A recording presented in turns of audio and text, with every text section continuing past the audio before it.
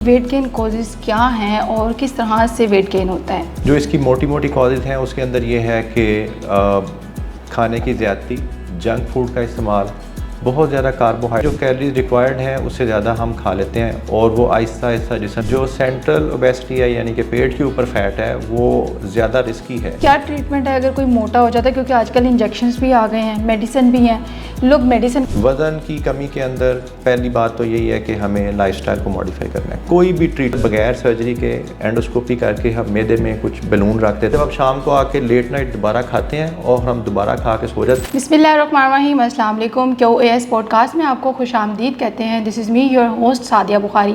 आज हम बात करेंगे वेट गेन के ऊपर, इसकी प्रॉब्लम्स के ऊपर जो आपको हेल्थ इश्यूज़ हो जाते हैं और इसका ट्रीटमेंट हम कैसे करवा सकते हैं। आज हमारे साथ डॉक्टर गियासुल हसन मौजूद हैं जो एसोसिएट प्रोफेसर हैं और गैस्ट्रोलॉजी हैं। आज इनसे बात करेंगे। सबसे पहले सर बहुत शुक्रिया, आप तशरीफ़ लेकर आए। कैसे हैं आप? Thank you very much for the invitation. मैं ठीक हूँ जी। अच्छा सर, वेट गेन के ऊपर बात करते हैं। सबसे पहले इसके कॉजेज़ पे बात करेंगे कि वेट गेन कॉजेज़ क्या हैं और किस तरह से वेट गेन होता है। जी बहुत शुक्रिया। वज़न की ज़्यादती और मोटापा इस वक्त पूरी दुनिया में 50% लोगों को मुतासिर कर रहा है। ये एक ऐसी बीमारी है जो कि ना सिर्फ खुद से बीमारी है बल्कि अपने साथ बहुत सारी बीमारियों को लेके आती है जी। इसलिए बहुत अहम है कि इसके ऊपर हम बात करें और ख़ास तौर पे बढ़ता हुआ मोटापा जो कि हमारी नई जनरेशन बच्चों के अंदर भी काफ़ी कॉमन होता जा रहा है। जी। जो इसकी मोटी मोटी कॉजेज़ हैं उसके अंदर ये है कि खाने की ज़्यादती, जंक फूड का इस्तेमाल, बहुत ज़्यादा कार्बोहाइड्रेट्स का इस्तेमाल, जैसे रोटी चावल का ज़्यादा इस्तेमाल।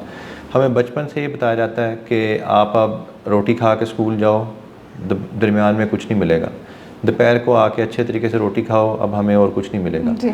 अब ये जो ट्रेंड है वक्त के साथ साथ शहरों में जहाँ पे हर वक्त रेडीमेड फूड अवेलेबल है, एक कॉल के ऊपर आपको फूड की अवेलेबिलिटी है घर के अंदर, ये सारे ट्रेंड हैं जिसकी वजह से लोगों के अंदर खाने पीने का रुझान बढ़ गया है। जंक फूड का इस्तेमाल, प्रोसेस्ड फूड का इस्तेमाल जिसके अंदर कैलोरीज बड़ी रिच हैं, थोड़े से फूड के अंदर भी कैलोरीज बहुत ज़्यादा है जिसकी वजह से जो कैलोरीज रिक्वायर्ड हैं उससे ज़्यादा हम खा लेते हैं और वो आहिस्ता आहिस्ता जिस्म के अंदर डिपॉजिट होता है और गैर महसूस तरीके से स्लोली ग्रेजुअली वज़न बढ़ता रहता है। इसकी मिसाल मैं ऐसे देता हूँ कि अगर एक इंसान का 1 महीने में 1 पाव वज़न बढ़े तो 4 महीनों के अंदर 1 किलो वज़न बढ़ जाएगा और 1 साल के अंदर 3 किलो वज़न बढ़ जाएगा। अच्छा, ये सिचुएशन बच्चों के साथ भी होती है? ये सिचुएशन बच्चों के साथ भी है और उसकी बड़ी वजह यही है कि जो फूड की एक्सेस है और उसकी अवेलेबिलिटी है कि हर वक्त खाना अवेलेबल है और बच्चे फालतू चीज़ें, जंक फूड, आइसक्रीम्स, चॉकलेट्स, ये चीज़ें हर वक्त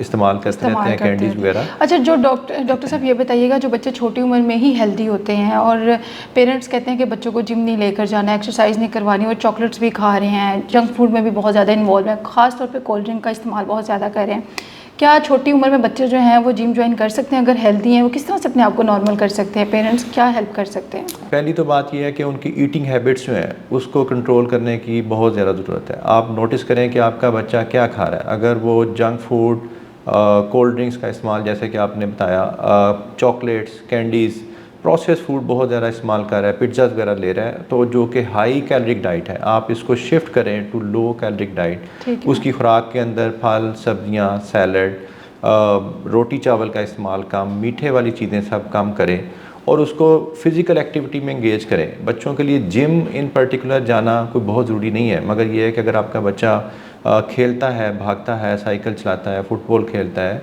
जिस तरह बच्चे शुरू में गलियों में खेलते हैं, घरों के अंदर खेलते हैं, अगर उसकी एक्टिविटी इस तरह की भी है तो आप उसको इनकरेज करें कि वो बजाय इसके कि टीवी के ऊपर बैठ के वीडियो गेम देखे या वीडियो गेम खेले, आप उसको फ़िज़िकल एक्टिविटी जिसके साथ उसकी कैलोरीज बर्न हो, उसकी सेहत का म्यार उसको अंदर इन्वॉल्व। अच्छा सर, वेट गेन के साइंस क्या हैं जो हेल्थ के लिए प्रॉब्लम कर सकते हैं, चाहे वो बच्चे हों, ओवरऑल चाहे वो बड़े हों, कोई भी हों, तो क्या साइंस होते हैं कि आपको पता हो कि आपका वेट गेन हो रहा है? देखें, एक तो यही है कि ये एक हमें कल्चरल चेंज की ज़रूरत है कि हम ये समझें कि ये इशू हम सब के लिए सामने आ रहा है और हमें इसको डील करना है और जो खुराक के अंदर और लाइफस्टाइल के अंदर तब्दीलियाँ वो करें।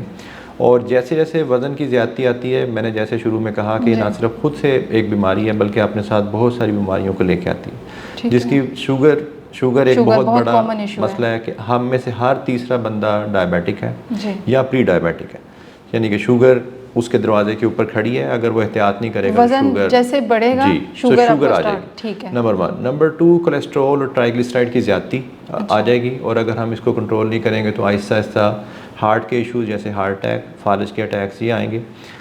वज़न की ज़्यादती के साथ लोगों को स्लीप एपनिया यानी कि सोते हुए खराटे लेना, और फिर ये लोग दिन में सोते रहते हैं। अच्छा। तो जिस तरह हम अक्सर लोगों को देख के कहते हैं जी उसकी नींद बड़ी अच्छी है, जैसे ही बैठता है वो सो जाता है। तो अगर आप उसको पूछें और उसकी फैमिली को पूछें तो वो आपको बताएंगे जी ये बहुत खराटे लेता है रात को।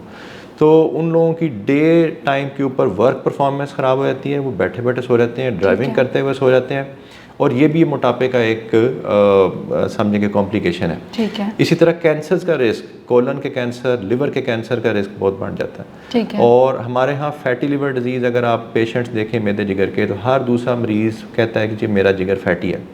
और अगर आप फैटी लिवर को वक्त पे ट्रीट ना करें, जिसकी एक बहुत बड़ी वजह वज़न की ज़्यादती या मोटापा है, तो ये आहिस्ता आहिस्ता लिवर की ख़राबी का बायस बनता है, और लिवर आहिस्ता आहिस्ता सिरोसिस और फिर लिवर के अंदर कैंसर की शरह बढ़ जाती है। और सर बहुत सारे लोग ऐसे भी होते हैं जिनका पेट बड़ा हुआ होता है, Yeah. ठीक है, बेली फैट बहुत ज़्यादा होता है। क्या ये भी आपको जब आपका वज़न बढ़ जाता है, कुछ लोग कहते हैं ये हार्ट पेशेंट है तो इसका वज़न जो है ना पेट निकला हुआ है, तो ये भी वज़न बढ़ जाता है और डायबिटीज़ की तरफ लेकर जाती हैं चीज़ें? जी बिल्कुल, जो सेंट्रल ओबेसिटी है यानी कि पेट के ऊपर फैट है वो ज़्यादा रिस्की है as compare to generalise obesity. तो ये रिस्क फैक्टर है toward fatty liver, heart disease, और ये सारी जो बातें आपने की हैं बिल्कुल सही लिंक है। ठीक है। अच्छा सर, लैक ऑफ स्लीप के ऊपर बात करें तो आजकल जो लाइफस्टाइल है वो बहुत ज़्यादा चेंज हो गया, बच्चे बहुत ज़्यादा स्क्रीन को टाइम दे रहे हैं, मोबाइल को टाइम दे रहे हैं। क्या वजह है कि इससे भी फैट हो जाता है? और लेट नाइट ईटिंग की बात की जाए तो वो भी बच्चे जब सारी रात जागते हैं तो वो लेट नाइट खाना खाते हैं, क्या इसकी वजह से भी हेल्थ प्रॉब्लम होती हैं? ये भी एक बहुत बड़ा इशू है कि हम लोग और पूरी फैमिली और बच्चे ख़ास तौर पे रात को लेट नाइट जागते रहते हैं, और वो फिर अपनी सिर्फ रिक्रिएशन ये समझते हैं कि उन्होंने टीवी देखना है, खाना खाना है, मोबाइल देखने हैं, शॉर्ट्स देखते हैं।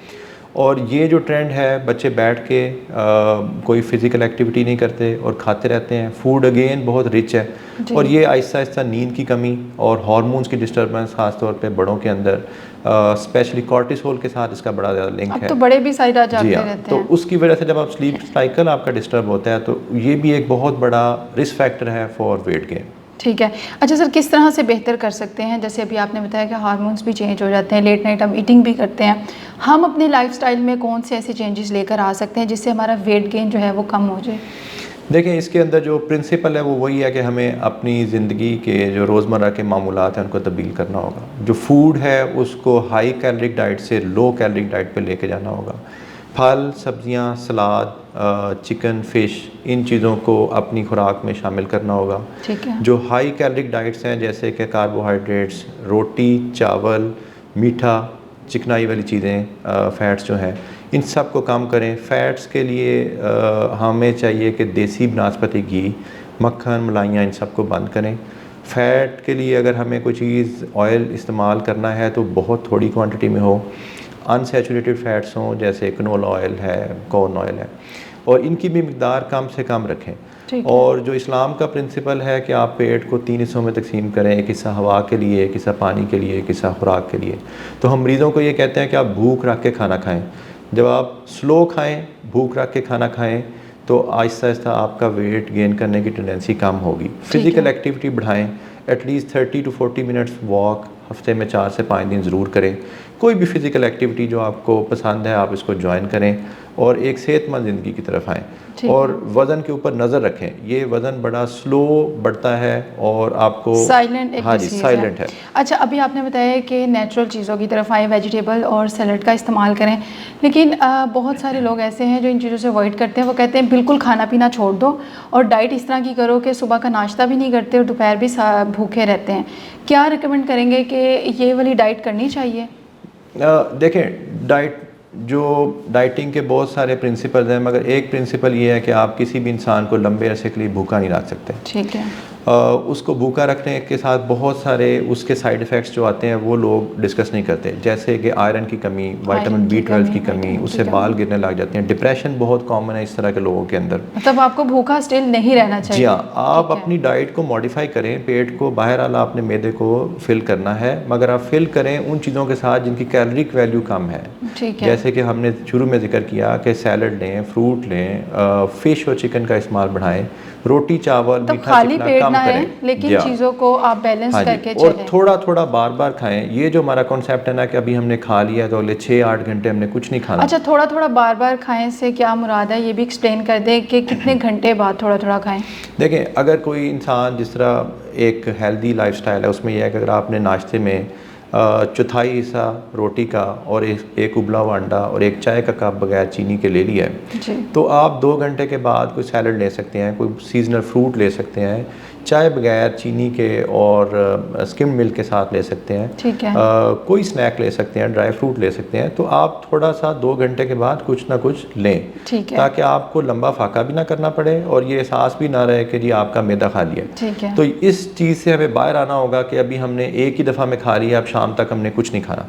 और जब आप शाम को आके लेट नाइट दोबारा खाते हैं और हम दोबारा खा के सो जाते हैं, तो वो वजह है कि जो कि वज़न की ज़्यादती का सबसे बड़ी बीमारी वही है। सर, अगर कोई ऐसा पेशेंट आपके पास आया, उसका वेट बहुत ज़्यादा है, 70 प्लस है या 100 है, तो क्या ट्रीटमेंट है अगर कोई मोटा हो जाता है? क्योंकि आजकल इंजेक्शंस भी आ गए हैं, मेडिसिन भी हैं, लोग मेडिसिन का इस्तेमाल करते हैं, वो कुछ और ही उसका सिचुएशन हो जाती है, आप डायबिटीज़ में मुब्तला हो जाते हैं, ये कोई और इशू हो जाता है।